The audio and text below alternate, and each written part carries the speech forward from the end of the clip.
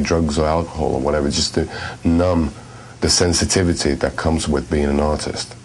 Because you have to keep your ears and your eyes open, all your senses open to all the possible stuff that goes around you. You're like a sponge sucking in all the possible information, and then when you're filled with that, it just bleeds out of you, and hopefully bleeds out in a way that you can be.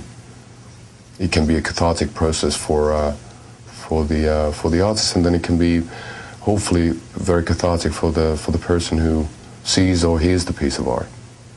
And it's not something you're trying to do. It's something you have to do to be able to exist, I guess. That's the reason why I do music. That's how I started. I didn't know how to cope with the world, and then I found an instrument. And through that,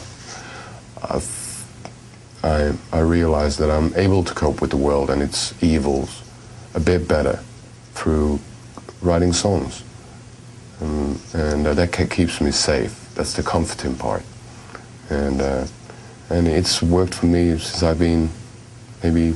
I wrote my first song after my big heartbreak when I was about 13 years old, so it's been nearly 20 years I've been writing that stuff. So yeah, I wouldn't exist without that little piece of wood there, which is incredibly interesting in a way. Well, I guess to a certain extent, it's also, everybody is an artist in a way, and everybody's got their story. Everybody is a living, breathing, piece of art. Everybody's got great stories. Everybody, and it is the way of the world to a certain extent. You have to be, if you decide to have kids or whatever, you have to make sacrifices. You can't do, life's about compromises at the end of the day. But as little you can, compromise, the better. That's Charles Baudelaire. That's Charles Bukowski. That's a Finnish writer called Timo Mukka. His stuff's never been translated. But he's a guy who used to live in the middle of the woods in Lapland in Finland, and he lived only 29 years. He looked like 60 when he died. I don't know, there's stories about him being a, crazy alcoholic, just, downing bottles and bottles of vodka and just writing in a manic frenzy. But he also had a family, and I heard that he was a great father, and he was a visual artist as well, and he wrote about, the life in little tiny towns and villages in Finland. They're very extremely sexual and very depressing, but he, very, very few writers write down their thoughts as they really are.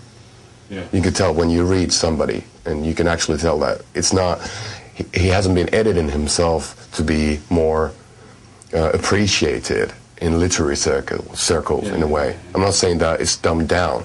I'm saying that, you can instantly see the flow, that is a flow, and the brush strokes get heavier by the end of a sentence, or they don't, or lighter. Yes. And that's how he wrote, and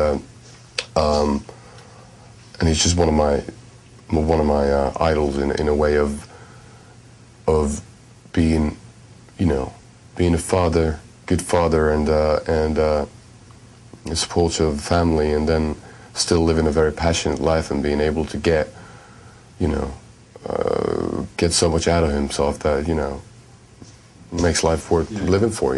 So, I guess it's one of the things that his stuff is so. It's so very Finnish, and not even Finnish, it's more Lappish. So the language is really hard to translate because there's a lot of words I don't get because it's old school, and it's like a lot of dialects that have very few people use. So it's very, very hard to get the whole vibe down. And I think that some of his work has been translated into, I guess, German or Swedish, but I don't know how well it would do in English. It's like, those like rural writers here in America, when you're writing about a certain very specific place, and you have to write it in a very certain specific way to get the actual mood of living in there. And nobody who's ever been there can get the entire right feel out of it. Well, I spent a couple of weeks actually in Lapland to write Venus Dune. So I rented a cabin in the middle of the woods and just went there and ended up, you know, hooking up with all the local reindeer herders and listening to their stories and taking helicopter rides over the mountains and wrote a few songs. I actually wrote the basic ideas for Sleepwalking Past Hope back in Lapland and for Cyanide Sun as well. And I can hear the Lappish influence in those two tracks on Linestone because for me they sound, you know, what the right word for it would be, they sound really widescreen, like really cinematic and really, there's like a big landscape behind the music. It's a very wide angle, and I'm really proud of those things. I can really hear the sound of the north.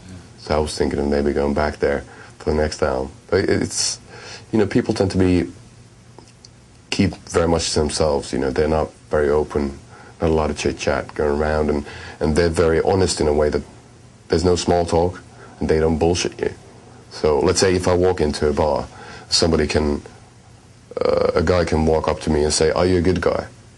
If I say, "Yeah, I consider myself a fairly good guy," okay, in that case, just come along and sit down with us. So it's that direct. Yeah. There's no bull whatsoever, and I love the honesty in that because it kills. You know, you kill a lot of time by trying to please people, trying to, you know, have the mask on. And back in the north, they don't care about that, and that's the cool thing about it. There's something very unique.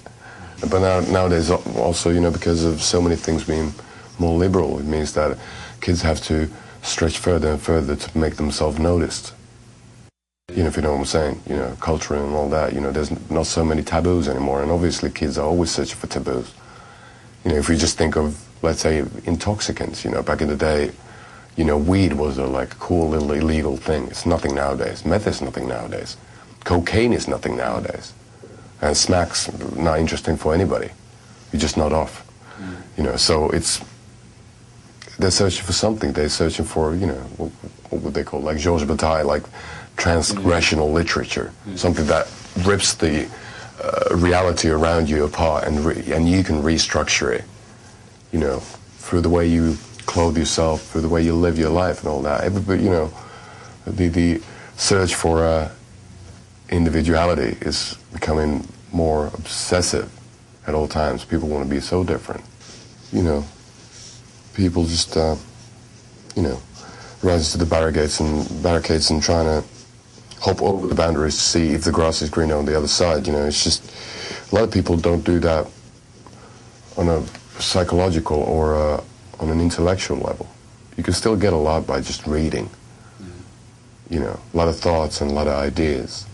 A lot of people seem to, you know, I'm not saying everybody, but seems to have the obsession that you have to, you know, show your individuality and your crazy identity through outer means.